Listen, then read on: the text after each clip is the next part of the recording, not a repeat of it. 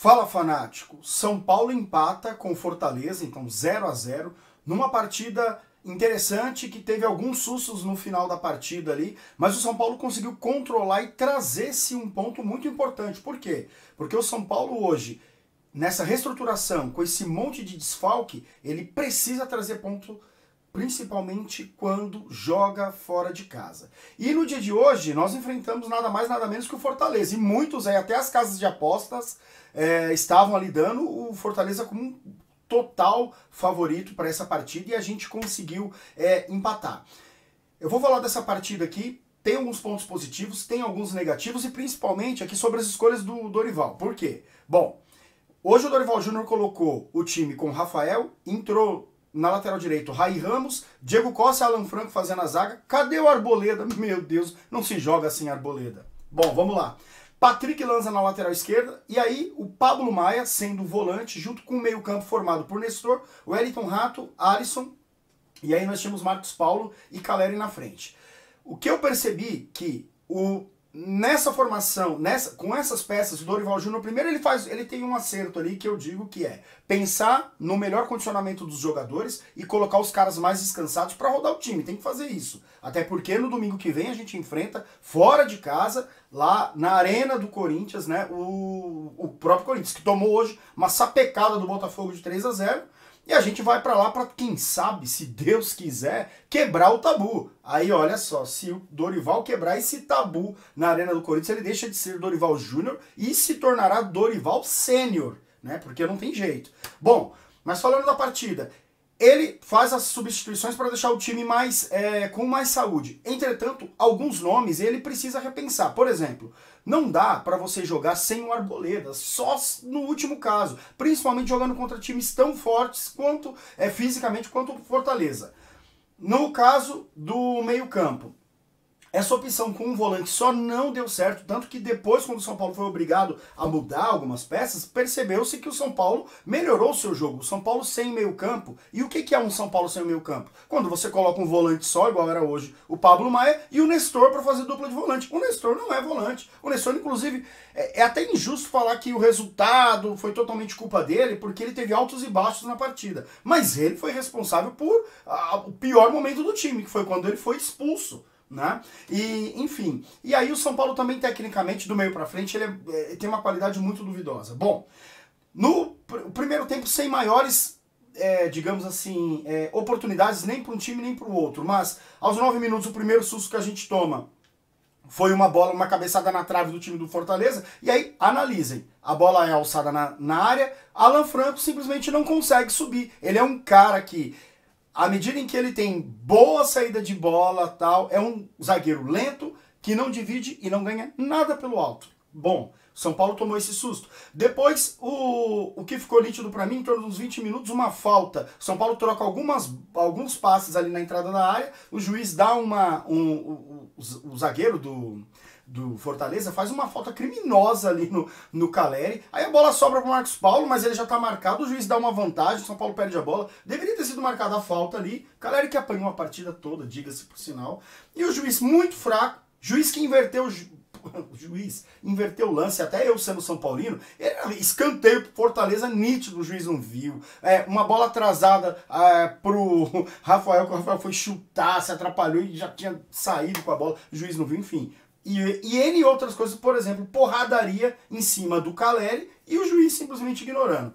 Bom, e aí o São Paulo teve, depois desse lance do Caleri, aí o São Paulo teve mais duas oportunidades boas. Uma que o Wellington Rato faz uma tabela e enfia uma bola pro Caleri dentro da área, o Caleri bate meio cruzado, a bola não vai na direção do gol, vai pra linha de fundo, ele já estava marcado. E depois tem um contra-ataque antes de acabar a partida, em torno dos 40 minutos, onde o São Paulo tá ali com o Marcos Paulo, tentando contra-atacar, 4 contra 4 e uma lerdeza, uma indefinição. E aí a jogada é feita, escolhida de forma errada e acaba o primeiro tempo.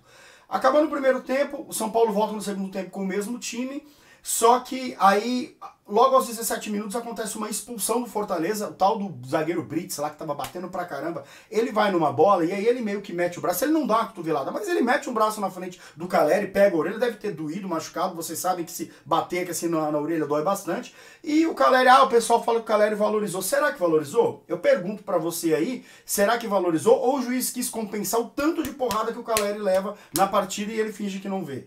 Aos 17 minutos o cara ele é expulso. Aí o Dorival Júnior faz umas mudanças que surtem efeito. O Gabriel Neves entra aos 18 minutos no lugar do Wellington Rato e o Luciano entra no lugar do Marcos Paulo. Bom, o time começa a melhorar e o São Paulo começa a trocar a bola porque o Nestor fica solto em campo.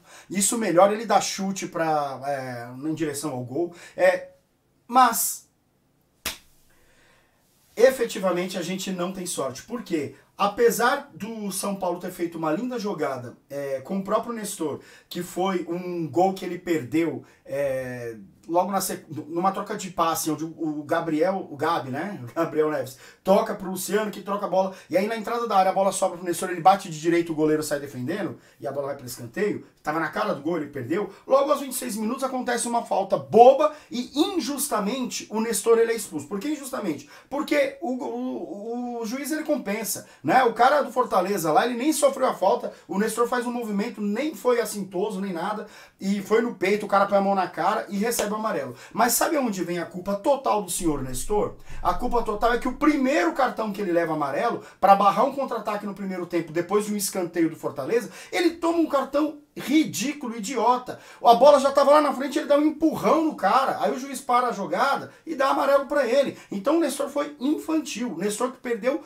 todas as bolas no meio campo, ele não conseguia dar um drible para frente, não conseguia dividir. Ele teve um ou outro chute ao gol, e é onde ele apareceu, e exatamente no momento onde o Nestor poderia fazer a diferença, o Nestor simplesmente foi expulso. Aí o Fortaleza cresce, se ajeita e começa a criar jogadas. E o Rafael, depois aos 33 minutos, salva uma bola importantíssima, um chute importantíssimo do Fortaleza. E por ali o Fortaleza começa a colocar Galhardo, colocar gente na área, começa a alçar a bola na área e vira aquele Deus nos acuda. O São Paulo se defendendo.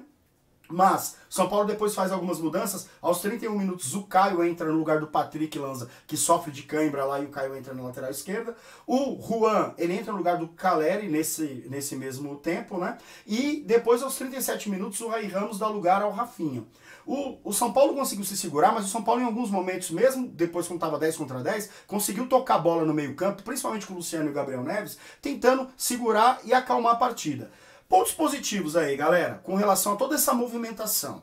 O São Paulo se portou bem, não toma gol em mais uma partida, isso é ótimo, traz um ponto fora de casa, como eu falei no início do vídeo. O São Paulo mostrou maturidade ali. Pontos para o Dorival Júnior repensar. Primeiro, o time que o Dorival Júnior tá esquematizando tem que ter dois volantes ali no meio campo. Não pode ser o Nestor. Precisou o juiz tirar o Nestor de campo.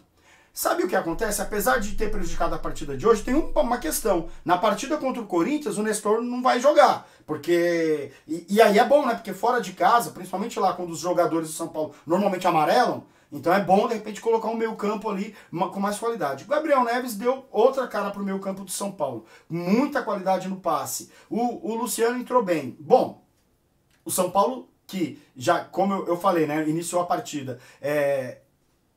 Teve alguns lances. O primeiro lance da partida foi o Marcos Paulo, veio ali, fez um drible, chutou, mas o São Paulo não criou muito, então eu acredito que o resultado foi muito bom para o São Paulo, ok? E o Dorival Júnior precisa repensar algumas coisas. Não dá para fazer um time sem o Arboleda na zaga. O Gabriel Neves já precisa se tornar titular. E o Marcos Paulo é sim uma opção para poder dividir ali essa posição de ataque ali e fazer dupla com o Caleri. Agora, jogadores ali que não renderam nada, por exemplo, o Wellington Rato. Eu vou falar da nota dos jogadores. Rafael, para mim, excelente. Teve vacilos ali atrás, principalmente porque o Diego Costa recua muita bola. Ainda não se acostumou com o estilo do Dorival. Então recua muita bola.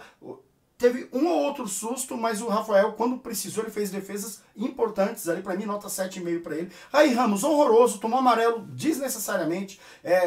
tecnicamente muito ruim, quase entregou um gol no segundo tempo, por isso que o Rafinha entrou no lugar, horroroso, pra mim muito fraco, nota 5 pra ele. Rafinha aos 37 minutos entrou, não comprometeu, deu estabilidade ali no time, veio ali pra ficar como capitão, pra mim uma nota 5,5, nota 6 aí pro Rafinha. Diego Costa, melhor da zaga, parecia que tava em toda a bola, se mata em campo, principalmente tendo o Alan Franco, e na saída de bola, às vezes meio estabanado, às vezes errou alguma coisa ou outra, fez um recuo de bola bem perigoso, mas para mim uma nota 7,5 pro Diego Costa na parte defensiva, muito seguro, muito forte. Deveria ter sido Diego Costa e Arboleda hoje. Alan Franco é aquilo, ele pode não ter comprometido, mas não saiu no primeiro tempo, na bola ele não foi, a gente poderia ter tomado gol. No segundo tempo ele teve uma bola lá também de disputa que ele não ganha, a bola no alto também, o lance que o Galhardo quase faz o gol, não ganha, ele é, defensivamente para mim, ele é ruim, nota 5,5 para ele. Patrick, cara, primeiro tempo o cara não pega na bola, é moleque, cara, não importa, tá lá, não pega na bola, saiu machucado, para mim uma nota 5 aí pro Patrick, não gostei do jogo dele. Caio entrou, nota 5,5 aí, estabilizou, fez o básico aos 31 minutos do segundo tempo. Pablo Maia, ele alternou, jogou muito, ele se mata quando você tem que jogar com o Nestor do lado. Então ele alternou, faltou perna, mas ele fez uma partida consistente para mim, nota 6 aí pro Pablo Maia. Nestor para mim, expulsão, prejudicou o time, não jogou nada, nota 4 para você. Não dá para você simplesmente ser titular desse time. Você é uma opção como ensaiou fazer uma certa diferença quando a gente ficou 8 minutos com um jogador a mais em campo, mas infelizmente a sua imaturidade não deixou a gente prosperar. Então para mim, nota 4 para você. O Wellington Rato apagadíssimo, nota 4,5, apagadíssimo, deu lugar ao Gabriel Neves aos 18 minutos do segundo tempo. Gabriel Neves, para mim, nota 6,5. Deu uma estabilidade no meio campo, fazendo dupla com o Pablo Maia. Deixou o Pablo Maia mais solto também. Aí o Alisson, para mim, muito voluntarioso, nota 6,5. Peca. No primeiro tempo, não, a gente não sabia se ele era meio campista, atacante, ponta, volante, não dava para saber. Aí é culpa do técnico também, falta de entrosamento. Mas se mata até o último minuto do jogo. Para mim, foi importantíssimo nesse time meio que remendado. Marcos Paulo ensaiou bons maus momentos. Quando fica com frescurinha de querer dar chapéu, coisa igual o Luciano, para mim entra no mesmo balaio. Para mim é uma nota 5,5 pro Marcos Paulo.